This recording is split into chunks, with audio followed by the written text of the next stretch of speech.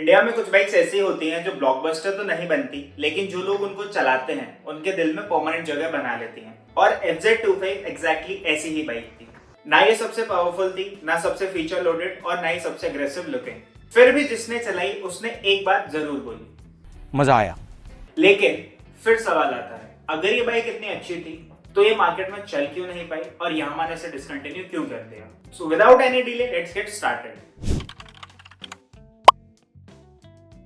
2017 में यामाहा ने FZ25 India में लॉन्च की। Price around 1.19 lakh ex showroom रखा गया था, जो कि उस टाइम के हिसाब से काफी अग्रेसिव प्राइसिंग थी। उस टाइम इंडियन मार्केट में 200 टू 250 सीसी सेगमेंट ग्रो कर रहा था। लोगों के पास ऑप्शंस थे Bajaj Pulsar NS 200, TVS Apache RTR 200 4V और थोड़ा प्रीमियम साइड में देखें तो KTM ड्यूक 250। यामाहा ने FZ25 को रेस बाइक की तरह लॉन्च नहीं किया, उन्होंने इसे लॉन्च किया as an practical 250 CC street machine, 249 CC air cooled engine, 20.9 PS power और 20 Nm का टॉर्क। पेपर्स में नंबर एवरेज लगते थे, लेकिन रियल वर्ल्ड में टॉप डिलीवरी बहुत स्मूथ थी। FZ25 की बिगेस्ट स्ट्रेंथ है इसका इंजन कैरेक्टर। सिटी के हिसाब से tuned, very aggressive and reliable, पर वाइब्रेशन बहुत थी।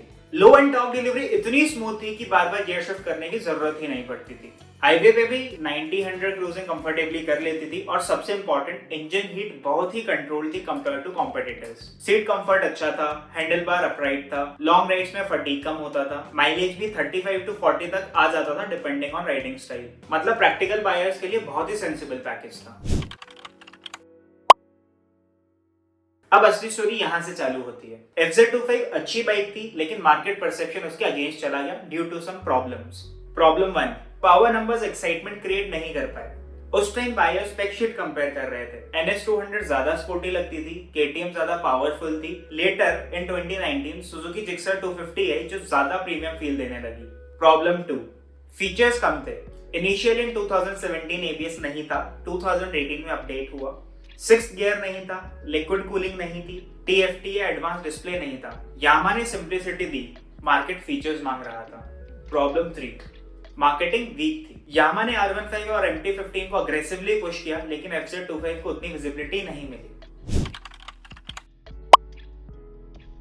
अगर हम कंपेयर करें तो NS 200 पावर ज्यादा, sporty image strong, Gixxer 250 engine refined and premium finish, KTM 250 Duke performance benchmark थी। और इंटरेस्टिंगली 150 सीसी सेगमेंट की यामाहा MT15 भी यूथ में ज्यादा इंस्पिरेशनल बन गई। प्राइसिंग ऑलमोस्ट सेम थी, बट मार्केटिंग की वजह से रिकॉग्निशन ज्यादा मिला MT15 को। लोग बोलते थे 250 सीसी लेना है तो पावरफुल लो, यामाहा लेनी है तो MT15 ले लो। बीच में FZ25 की पोजीशनिंग वीक हो गई। यामाहा ने FZ25 में 2017 से 2020 के बीच में कोई मेजर अपडेट नहीं किया, एक्सेप्ट फॉर द ABS जो कि 2018 में ऐड किया गया। Feb 2020 में यामाहा ने FZ25 का BS6 वेरिएंट लॉन्च किया, जिसमें डिजाइन ऑलमोस्ट सिमिलर था except for the front headlight and instrument cluster इस बार नेगेटिव कर दिया गया था। और इस बार FZ25 के साथ साथ एक FZS25 भी लॉन्च की गई थी, जो थोड़ी टूरिंग फ्रेंडली थी विद नकल गार्ड्स एंड थोड़ा सा लॉन्ग वाइजर। फिर फाइनल ब्लो आया एमिशन नॉर्म्स से। BS6 फेज 2 और OBD नॉर्म्स के बाद यामाहा को इंजन अपडेट करना पड़ता। रिपोर्ट्स के हिसाब से मंथली सेल्स काफी लो हो गई थी, इसलिए यामाहा ने इन्वेस्ट करने के बजाय मॉडल डिसकंटिन्यू कर दिया। सिंपल लैंग्वेज में बाइक बुरी नहीं थी, लेकिन मार्केट उस डायरेक्शन में मूव कर गया जहां FZ25 फिट नहीं बैठी। आज भी अगर किसी के पास वेल मेंटेन्ड FZ25 है तो ऑनेस्टली वो एक अंडररेटेड मशीन ओन कर रहा है, जैसे कि मैं खुद। बाइक रिलायबल है, कंफर्टेबल है, इंजन मैच्योर है और लॉन्ग टर्म ओनरशिप में काफी सेंस बनाती है। इंडियन मार्केट में ये प्रॉब्लम है कि कभी कभी अच्छी बाइक सर्वाइव नहीं करती, फ्लैशी बाइक सर्वाइव कर जाती हैं। अगर आपको लगता है यामाहा को FZ25 का अपडेटेड वर्जन लॉन्च करना चाहिए तो कमेंट में लिखो bring back FZ25। Ownership experience के बारे में कभी किसी और वीडियो में बात करेंगे। और अगर आप बाइक्स, कार्स और रोड सेफ्टी पर रियल इन्फॉर्मेटिव कंटेंट देखना चाहते हो तो चैनल सब्सक्राइब कर लो, क्योंकि यहाँ हाइप नहीं रियल बात होगी।